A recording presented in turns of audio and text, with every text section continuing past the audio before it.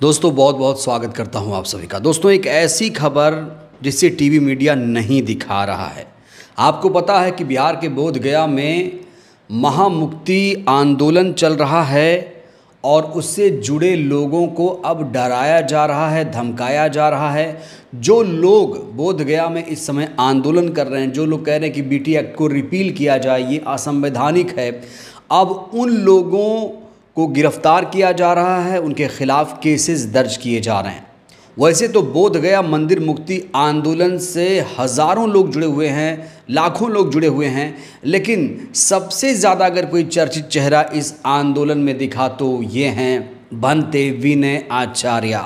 दोस्तों एक दुखद खबर इनको लेकर सामने आ रही है। अखबारों में, टीवी में तो ये चल रहा है कि इन्हें गिरफ्तार कर लिया गया है, लेकिन ग्राउंड पर कुछ और दिखाया जा रहा है। भंते विनय आचार्य जी को लेकर कहा जा रहा है कि इनका अपहरण हो गया है, इनके साथ कभी भी कोई अनहोनी हो सकती है। तमाम जो बहुजन पत्रकार हैं वो थानों के चक्कर लगा रहे हैं, लेकिन विनय आचार्य कहीं मिल नहीं रहे हैं। और इसलिए जो अम्बेडकरवादी हैं, जो बहुजन समाज के लोग हैं, वो इस समय परेशान हैं, आहत हैं। हम थाने में भी गए तो वहाँ से भी हमारे को भगा दिया। अभी तक भी उनका कोई पता नहीं है, कोई सुराग नहीं है। किडनैप करा के मर्डर भी करा सकते हैं खुद की। दोस्तों ये जो आंदोलन चल रहा है, सिर्फ इतनी सी मांग थी कि बीटी एक्ट जो लागू है उसे रिपील किया जाए, उसे ख़त्म किया जाए, और जो ये बोधगया मंदिर है उसे बौद्ध मंदिर घोषित किया जाए, इसे बौद्धों को समर्पित किया जाए, महाबोधि का प्रबंधन बौद्धों के हाथों में सौंप दिया जाए। इतनी सी मांग है, लेकिन यही मांग पूरी नहीं कर पा रही है ना तो केंद्र सरकार, ना तो बिहार सरकार। इस बीच भंते विनय आचार्य के समर्थन में बीएसपी भी आ गई है। बीएसपी के तमाम नेता बोधगया पहुंचे और एक बार फिर से ज़ोरदार आवाज़ बुलंद की गई है। जो बीएसपी के सांसद रामजी गौतम हैं, वो साफ तौर से कह रहे हैं कि ये जो मंदिर है ये बौद्धिस्टों को ही सौंपा जाए, और कह रहे हैं कि अगर बीएसपी की यहाँ पर सरकार होती तो ये मांग कब की पूरी हो गई होती। तो इस पूरे मामले में अब बीएसपी की एंट्री हो गई है। बीएसपी के तमाम नेता बोधगया पहुँच रहे हैं और भंते विनय आचार्य की गिरफ्तारी का लगातार विरोध किया जा रहा है। कहा जा रहा है कि उन्हें तुरंत रिहा किया जाए, उनकी कोई गलती नहीं है। हालांकि अखबारों में, टीवी में चल रहा है कि उन्होंने मंदिर में जबरन प्रवेश किया, तोड़ फोड़ की, इस तरह की उनके खिलाफ धाराएं लगाई गई हैं। तो बीएसपी किस तरीके से अब विनय आचार्य के समर्थन में आ गई है, किस तरीके से रामजी गौतम अम्बेडकरवादियों की हौसला अफजाई कर रहे हैं, जरा देखिए। सिपाही हैं, जब हमारे बहन जी ने इस बात को आप सबके समर्थन में, हमारे बहन ने 10 अप्रैल को प्रेस कॉन्फ्रेंस की है और केंद्र की सरकार से और प्रदेश की सरकार से मांग की है, तो हम सब लोग भी हमारे बहन जी के रास्ते पर चल के इस बात को मान रहे हैं। और मैं आपसे कहना भी चाहता हूँ कि पिछले सत्र में मैंने 5 बार, आने वाले सत्र में जुलाई में बीएसपी पूरे ताकत के साथ में माननीय बहन जी के निर्देशन में आप सब की लड़ाई लड़ने का काम संसद में करेगी, यही मैं आप सबसे कहना चाहता हूं। और जो भी बाकी इंटरनल जो है, देखिए हम सब लोग आएंगे, नीला झंडा दिखा देंगे, नीला गमछा पहन के भी आ जाएंगी, पंचरंगा जो हमारा जो होता है ये भी पहन के आ जाएंगे। लेकिन अगर हम उनसे हम कहेंगे हमारे साथ बैठो तो नहीं बैठेंगे। हमें समझना चाहिए, देखिए हमें समझना चाहिए कि हम कैसे राजनीतिक ताकत को अपनी बढ़ाएं। जब राजनीतिक ताकत हमारे हाथों में होगी, अगर मैं आपसे कहना चाहता हूं, अगर यहीं पर बीएसपी की सरकार हो तो करने का काम किया, ताकि हमारे जो अनुयायी लोग हैं, बाबा साहब के अनुयायी लोग हैं, वहां उस गांव के अंदर भी जाकर के बौद्ध की टेम्पल बना सकें और बाबा साहब की मूर्ति का लगाने का भी काम कर सकें, ताकि हमारी विचारधारा दबने ना पाए, विचारधारा पूरी तरह से फैलने का काम करे। देखिए अगर हम भी इसी बात को लगे हुए हैं कि आने वाले समय में हम अपनी राजनीतिक ताकत को यहाँ। तो रामजी गौतम को आपने सुना। रामजी गौतम यहाँ ये भी बता रहे हैं कि जुलाई के महीने में बहन जी भी यहाँ का दौरा कर सकती हैं। बीएसपी के और भी बड़े नेता यहाँ आ सकते हैं। ये आंदोलन तब तक ख़त्म नहीं होगा जब तक इस मंदिर को बौद्धिस्टों के हवाले नहीं किया जाता। दोस्तों सोच कर देखिए, क्या कोई ऐसा धार्मिक स्थल है जहाँ पर उस धर्म के लोग उस धार्मिक स्थल का प्रबंधन नहीं कर रहे हैं? मस्जिद को ले लीजिए, मस्जिद में क्या आपने कभी देखा है किसी हिंदू के हाथों में प्रबंधन हो?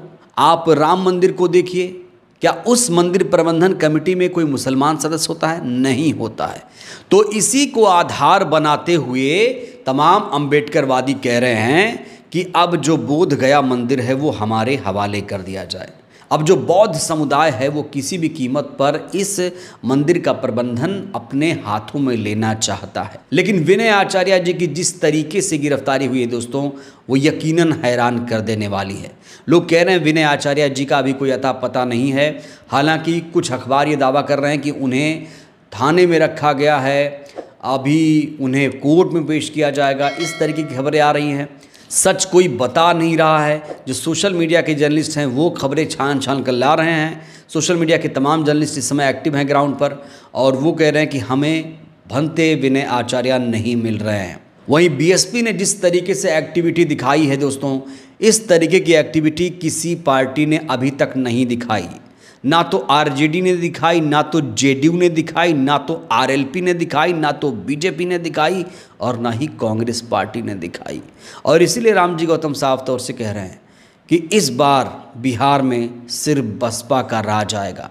लगातार जो रामजी गौतम हैं बिहार के अलग अलग हिस्सों का दौरा कर रहे हैं और उन्हें भारी जन समर्थन मिल रहा है। कुछ तस्वीरें मैं आपको दिखाना चाहता हूं। इन तस्वीरों को देखकर आपको यकीन हो जाएगा कि बसपा धरातल पर कितना मजबूत हो रही है।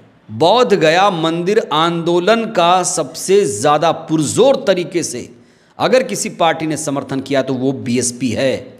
और पार्टियां कहाँ चली गईं? और पार्टियां कहाँ चली गईं जब भारत बुद्ध की धरती है, जब भारत कभी बौद्ध राष्ट्र हुआ करता था, महात्मा बुद्ध की धरती है, तो फिर एक मंदिर को बौद्ध समुदाय को सौंपने में दिक्कत क्या आ रही है? एक छोटा सा कानून क्या खत्म नहीं हो सकता है? लेकिन इस बीच अम्बेडकरवादियों की आंखों में उम्मीद की किरण नज़र आ रही है। ऐसा मैं इसलिए कह रहा हूं क्योंकि इस समय सुप्रीम कोर्ट के सीजेआई हैं BR गवई साहब, और BR गवई साहब पहले बौद्ध सीजेआई हैं। ये वही गवई साहब हैं जिनके पिताजी ने, जब अंबेडकर जी ने हिंदू धर्म छोड़कर बौद्ध धर्म अपनाया था, तब इनके परिवार ने भी बौद्ध धर्म अपना लिया था।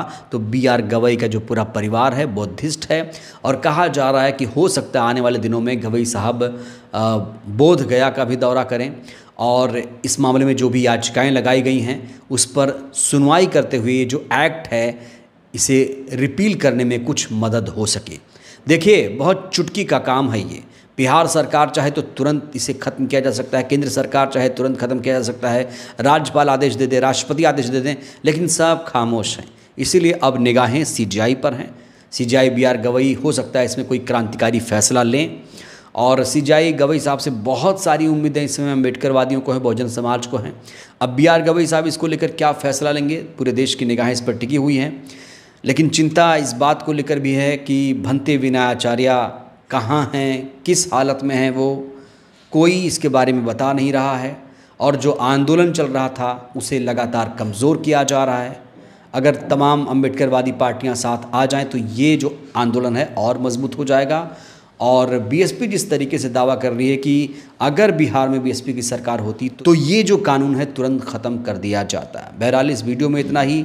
आपको क्या लगता है भंते विनय आचार्य इस समय कहाँ होंगे, और बीएसपी जिस तरीके से इस आंदोलन का समर्थन कर रही और पार्टियां क्यों नहीं कर रही हैं? प्रतिक्रिया दीजिएगा। बहुत बहुत धन्यवाद।